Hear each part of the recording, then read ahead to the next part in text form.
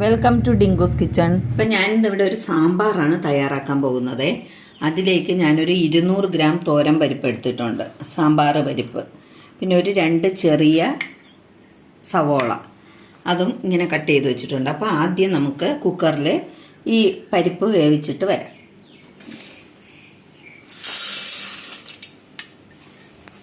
കഴുകി ഒരു 2 വിസിൽ കേൾക്കുമ്പോൾ പരിപ്പ് വേവും.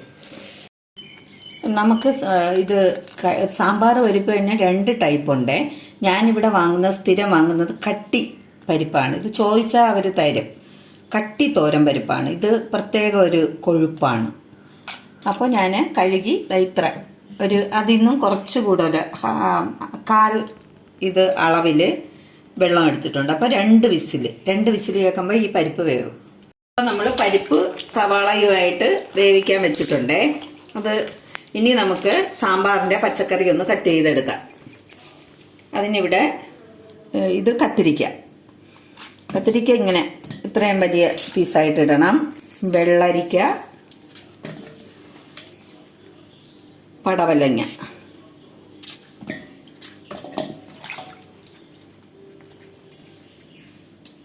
വെണ്ടയ്ക്ക, ഇത്ര.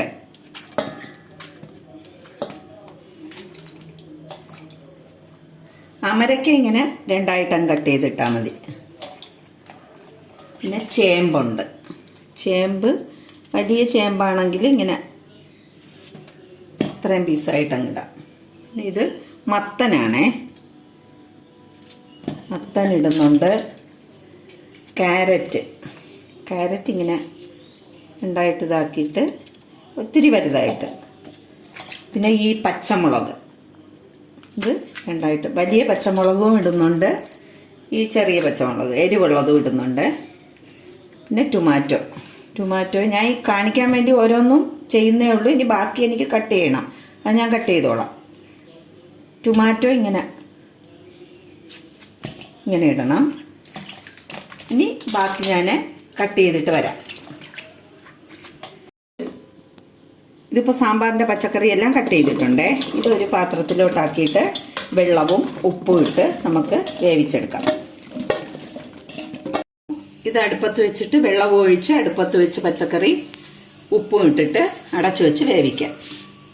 വെജിറ്റബിളൊക്കെ ഏകദേശം വെന്ത് കഴിഞ്ഞ് അതിലേക്ക് ഇനി നമുക്ക് പൊടികൾ ഒരു 1/2 സ്പൂൺ മഞ്ഞൾപ്പൊടി എടുത്തിട്ടുണ്ട്, ഒരു 1/2 സ്പൂൺ മുളക് പൊടി വറുത്ത് പൊടിച്ചതാണേ, ഒരു 1/2 സ്പൂൺ മല്ലിപ്പൊടിയുണ്ട്, ഒരു 2 സ്പൂൺ സാമ്പാർ പൗഡറുണ്ട്.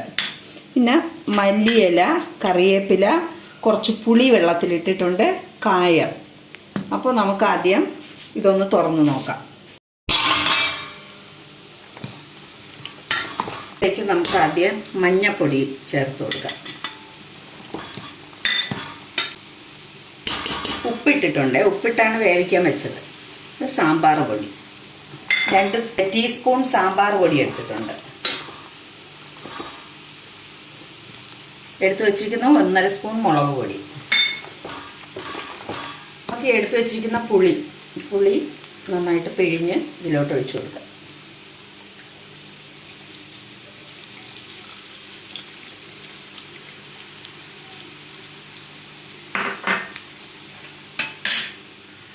കറിവേപ്പില എടുത്തിട്ടുണ്ട്. കറിവേപ്പില നന്നായിട്ട് 2 ഇങ്ങനെ പിച്ച് ഇതിലിടാം. മല്ലിയില,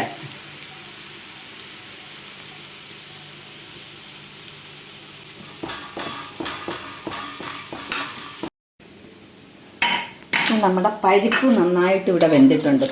തോരൻ പരിപ്പും 2 സവോളയും നല്ല വെന്ത് ഉടഞ്ഞിട്ടുണ്ട്. ഇത് തവി കൊണ്ട് ഇങ്ങനെ ഒന്ന് നന്നായിട്ടൊന്ന് ഇളക്കി യോജിപ്പിച്ചിട്ട് ആ പച്ചക്കറിയിലോട്ട് ഒഴിച്ചു കൊടുക്കാം.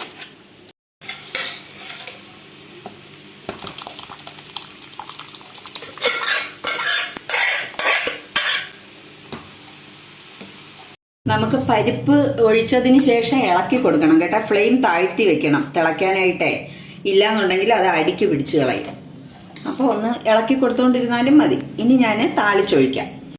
ഇതിൽ ഒരു 2 സ്പൂൺ അടുപ്പിച്ച് വെളിച്ചെണ്ണ, ഇതിലേക്ക് ഉലുവ,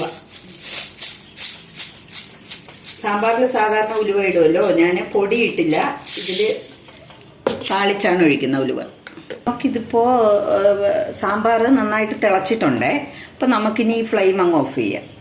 ഉലുവ മൂത്തിട്ടുണ്ടേ, അതിലേക്ക് ഉള്ളിയും കറിവേപ്പിലയും പച്ചമുളകും